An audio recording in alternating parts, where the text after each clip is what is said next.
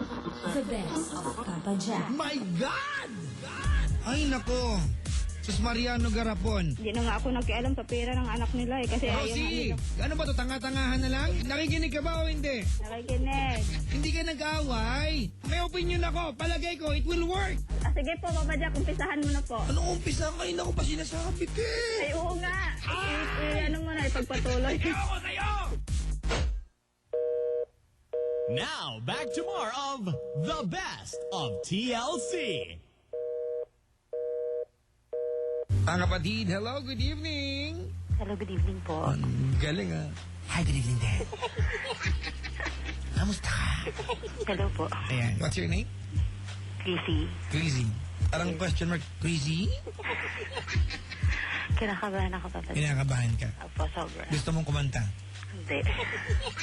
Bakit mo? Gusto mong sumigaw ng Darna, Darna, Darna, Darna, Darna? Ha? Ha? Darna. Gusto mo? Meron tayong mga paraan eh, para mawala nervous eh. Okay lang, Papa Jack. Huwag na. Kaya mo na magkwento yan. Kaya. Sabi ni Kakayanin. Jihi, oh, sayang may mimi ka na. Sabi sa akin, eh ganun po talaga mga kaibigan. Alam niyo, na-realize ko. Parang totoo lang eh. No? Ayokong tuloy, mga magkaiyakan dito sa booth.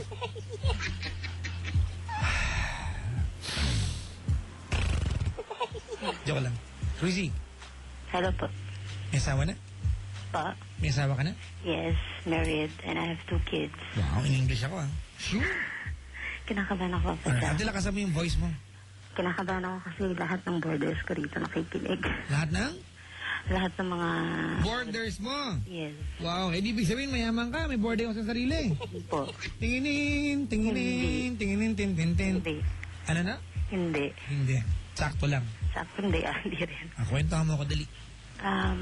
Papa Jack kasi medyo kinakabahan ako kasi unang-una alam kong kung sa tumawag ako sa'yo tapos sinabi ko yung problem ko.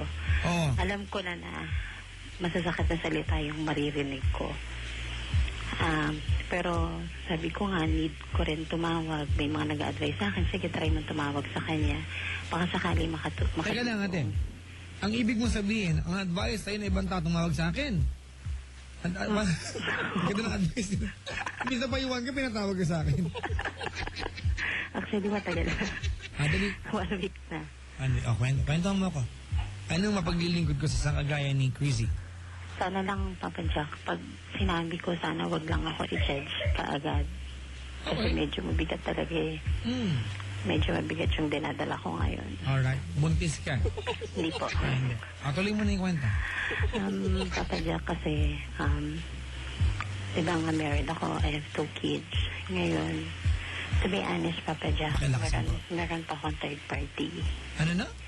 Nagkaroon pa ako ng third party. Asan yung asawa mo? Po, Asan yung asawa mo? nandito rin po. Asan siya ngayon? Nasa work po siya. Hindi niya alam. Okay. Hello, Papa Jack. Sige, tuloy mo lang tayo. Paano ba? Hindi ko rin alam kung bakit nagkaganon. Hindi ko naman po sinasadya. Basta, actually kasi Papa Jack, yung isa po siya sa isa sa nakatira rito. Yun yung pinakamabigat na problema ko. Isa sa nakatira rito. Alam kong maling-mali yung ginawa ko. Gano'ng katagal na yung relasyon niyo ng lalaking yun? Siguro mga almost 2 months.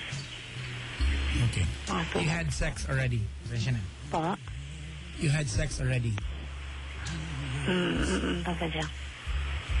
I hope you don't mind, pero gusto kong tanungin to ilang beses na. Yes, Papa Jack.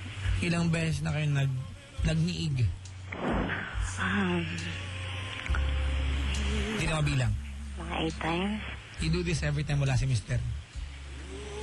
Yeah, yes, Papa Jack. Okay. Kasi, Papa Jack, mabigat. Unang-una, parang, Question. po. Did you have sex with this person today? Po? did you have sex with him kanina? Hindi po. Okay. Kailan yung huli? Kagabi po. Kagabi. Sorry mga kaibigan ha. These are relevant questions. Tuloy mo yung kwento mo. Papa Jack, kasi sabi ko nga, humingi ako ng advice sa ibang tao. Sabi ko, parang wala akong karapatan magsimba. Kasi alam ko naman na isa sa malaking kasalanan yun. Ano ka ba? Walang pinipiling tao si Lord. Yun nga, Papa Jack eh. Kasi parang iniisip ko kung magdadasal ako, tapos gagawin ko rin yun. Parang, diba, it's useless. Tapos pangalawa, mabigat sa buhay. Yung parang pag gumawa ka pala ng hindi maganda, parang ang bigat ng dinadala mo. Parang apektado lahat. Yes.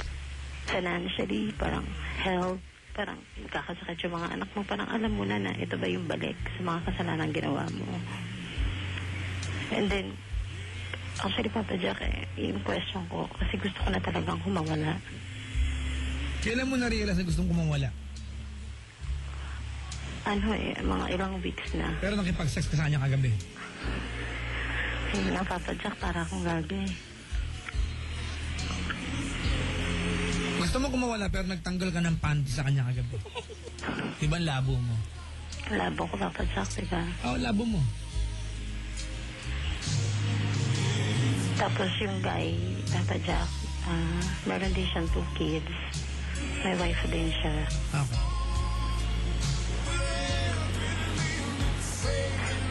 Nahirapan ako, Papa Jack.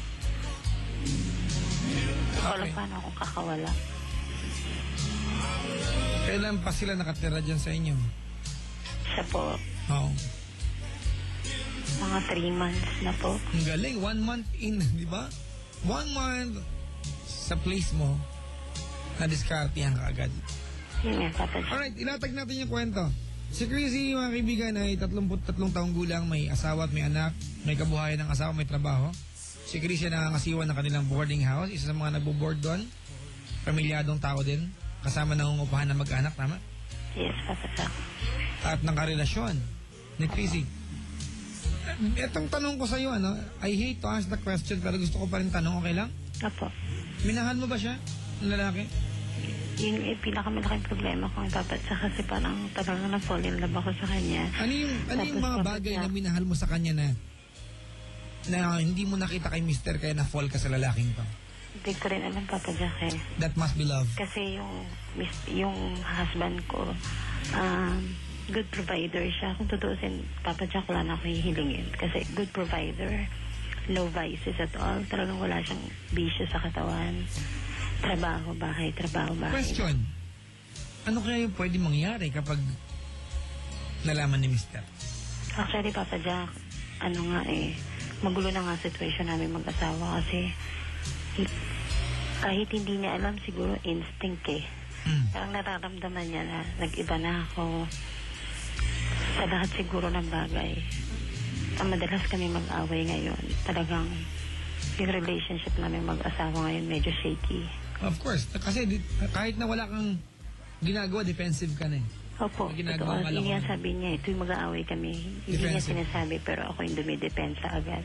Sabi niya, nadudulas ka sa sarili mong bibig. Ayun yun. How do you... Mga kaibigan, you have to forgive me for this, but gusto kong tanungin yung tanong. Okay lang ha? Opo. Gusto kong makita yung eksena eh. Not really makita, pero gusto kong maintindihan kung paano, how do you make love doon sa kabit mo? Do you do it passionately? Po. Do you do it passionately as in intense ba? Yes, Papa Jack. Okay.